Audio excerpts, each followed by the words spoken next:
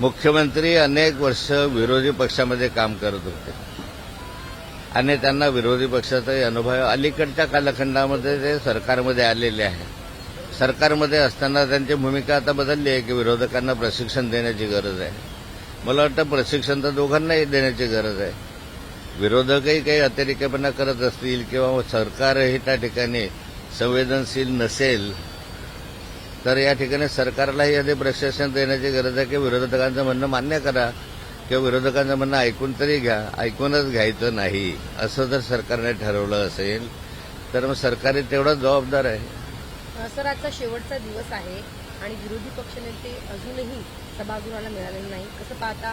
तुम्हाला मोठा एक अनुभव आहे आणि सभागृहाला विरोधी पक्षनेते नसणं ही किती गंभीर बाब आहे. लोकशाहीमध्ये सभागृहामध्ये विरोधी पक्षाचं एक अनन्यसाधारण महत्व आहे.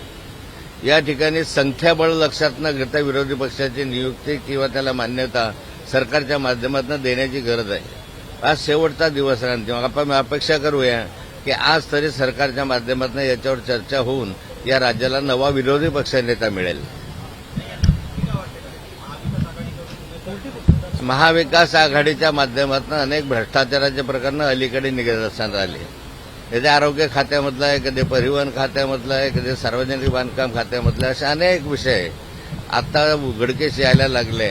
विरोधी पक्ष नेता जर या ठिकाणी नियुक्त केला तर असे भ्रष्टाचाराचे आणि अव्यवस्थेचे प्रश्न अनेक ऐरणीवर येऊ शकतात आणि ही भीती सरकारला वारंवार वाटते.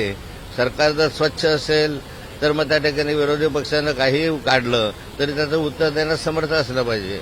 पण सरकार विरोधी पक्षनेता होऊ नये याच्यासाठी ज्या अर्थी प्रयत्न करताय त्या अर्थी सरकारला आपले सारे प्रकरणं उघडकीस येऊ नये याची भीती आहे.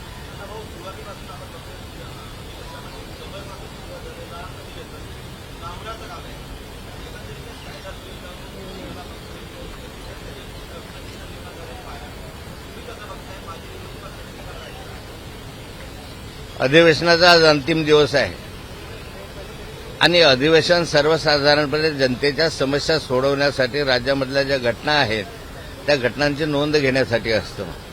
सर्वसाधारणपणे अर्थसंकल्प अधिवेशनामध्ये अर्थसंकल्पावर चर्चा व्हावी, राज्याच्या आर्थिक दृष्टी याच्यावर चर्चा व्हावी, योजनांवर चर्चा व्हावी अशी अपेक्षा आहे.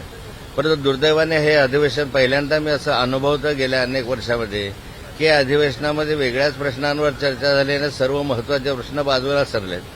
या ठिकाणी कधी मसाजोगचं प्रकरण आलं असेल, कधी औरंगजेबाचं प्रकरण आलं असेल, कधी कामराचं प्रकरण आलं असेल आणि एवढा सभागृहाचा वेळ वाया गेला.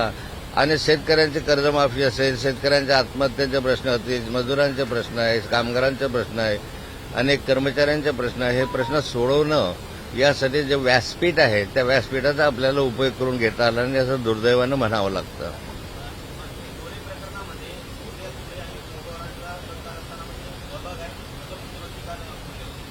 असा आहे, माननीय मुख्यमंत्री गोरेंना वाचवण्याचा प्रयत्न करत आहे आणि त्यामुळे तपासाची दिशा जी आहे ते दृष्टीकडे वळवण्याचा त्यांचा प्रयत्न आहे.